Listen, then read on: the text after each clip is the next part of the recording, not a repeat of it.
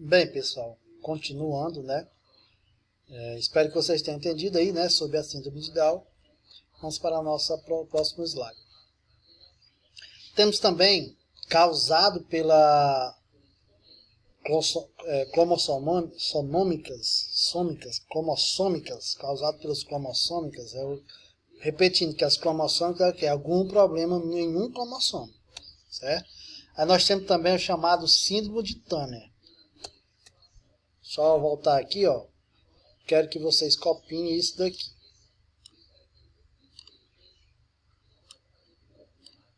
Cromossômica, somente a cromossômica. Bem, como eu falei, né, temos também a chamada síndrome de Turner, como alguém pode falar Turner, afeta apenas indivíduos do gênero feminino, que quando adultas apresentam baixa estatura, genitálias, não se desenvolvem mantendo os ovários atrofiados, pescoço alado e retardamento mental. Quer dizer, gente, ó, na síndrome de Turner, síndrome de Turner, acontece que somente em indivíduos do sexo feminino, certo?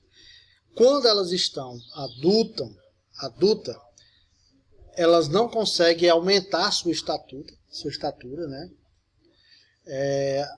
A sua genitalidade não desenvolve, os ovários vão ficar atrofiados, né? Fazendo com que tenha até dificuldade para ter filhos.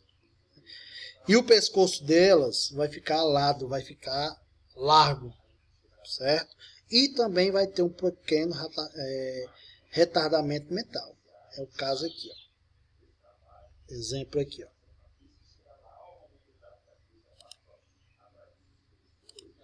O exemplo aqui, ó. Certo? Ó, o pescoço aqui, ó. Se torna um pouco mais largo, certo? Isso acontece também devido ao problema em algum cromossomo, certo? O próximo. Isso que nós vimos aí foi exemplo de características genéticas, características hereditárias. Vamos ver aqui, ó. Monogênicas. São causadas pela mudança na geração de DNA de um único gene. Quer dizer, os problemas hereditários monogênicos é quando um DNA ele vai mudar, quando o DNA, melhor dizendo, vai mudar um gene, um único gene.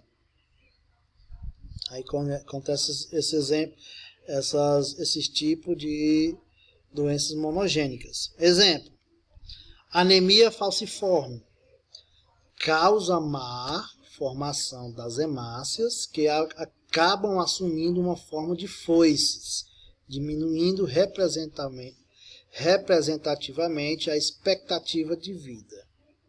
Quer dizer, o que acontece? Ó, a anemia falciforme, né? As hemácias que ela tem esse formato, ela passa a ter esse aqui, ó, um formato em forma de foice, né? Fazendo porque a expectativa de vida do ser vivo, do indivíduo, ele diminua, fazendo com que isso aconteça a diminuição. Hemofilia também é causada pela monogênese, né? Afeta com mais frequência os homens, causando desordem no mecanismo de coagulação do sangue que provoca hemorragias intramusculares e intraarticulares, até surgir lesões ósseas, certo? Sangramentos, nariz, essas coisas assim, certo? Só repetindo, que acontece mais nos homens, né? Com frequência nos homens. Aí aqui eu quero que vocês copiem isso daqui.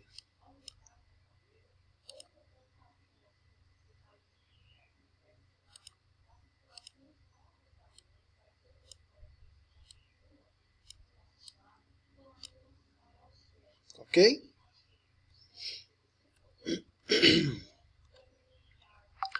essas foram as características hereditárias. Agora vamos ver as características congênitas. As congênitas, né? Síndrome de lobisomem ou hipertricose. Vamos ver o que é isso. Na hipertricose congênita, temos nada mais que 50 casos registrados. Neste caso, ainda durante a gravidez, o feto é coberto com a lanugem, que deveria cair durante o 8º mês de gestação, mas continua a crescer. Os pelos ficam escuros e permanecem após o nascimento. Ainda não se sabe ao certo as causas, porém acredita-se que seja uma condição genética considerada hereditária, ou então pode acontecer apenas devido a uma mutação dos genes. Certo? Assim, congênese por quê? Né? Congênese por quê? Porque ele vai aderir ao seu nascimento. É aderido ao seu nascimento, né? No seu desenvolvimento na gestação dele. Né? Ele é coberto por uma lunagem, como se fosse uma lona, cobrindo ele, que serve de proteção para ele, certo? Que ao 8º mês é para começar a cair. Ao 8º mês da gestação é para começar a cair. Alguns problemas, ninguém sabe ainda o porquê, que não acontece de alguns casos não caírem. Certo? É como se diz aqui, pode ser que seja um problema hereditário, né, genético, ou um problema causado pelo quê? Pelos genes, pelo seu DNA. Certo? Entenderam, pessoal? Espero que vocês tenham entendido, tá ok? Ainda falando sobre a síndrome de lobisomem ou hipertricose, por que chamar de síndrome de lobisomem? Porque o lobisomem ele tem muito pelo, né? A pessoa, quando tem a hipertricose, ele fica muito peludo também, certo? Muito peludo também, por isso que é chamado de síndrome de lobisomem. Aí, na hipertricose adquirida, o crescimento de pelos se dá após o nascimento desencadeado, geralmente por problemas relacionados ao câncer. Hipertricose é uma condição que realmente não tem cura, não tem uma cura. Os tratamentos incluem apenas técnicas de depilação avançadas com utilização de laser e eletrólise dos fios. Porém, nenhuma dessas técnicas são realmente satisfatórias. Certo? Quer dizer, ele vai estar sempre cheio de pelo no corpo dele. Não tem cura. Aí é o que? Fazer depilação através de laser ou cera mesmo. Aqui dá 2 exemplos de laser e eletrólise. Mas faz depilação. Mas ele continua crescendo. Certo? E também essa síndrome pode acontecer, essa hipertricose pode acontecer numa característica adquirida, né? Quando a pessoa desencadeia, né? Geralmente isso acontece quando a pessoa tem algo relacionado à doença câncer, é o CA. Certo? Aí ela começa a desenvolver. Com o tratamento de medicamento, o pelo começa a cair, mas depois ele vai nascer com mais flueza, né? Pode ser que ele adquira ou não, né? Não é certeza isso não. Tá certo, gente? Nessa parte aqui eu quero que vocês copiem isso aqui, ó. Isso aqui que eu estou marcando aqui só.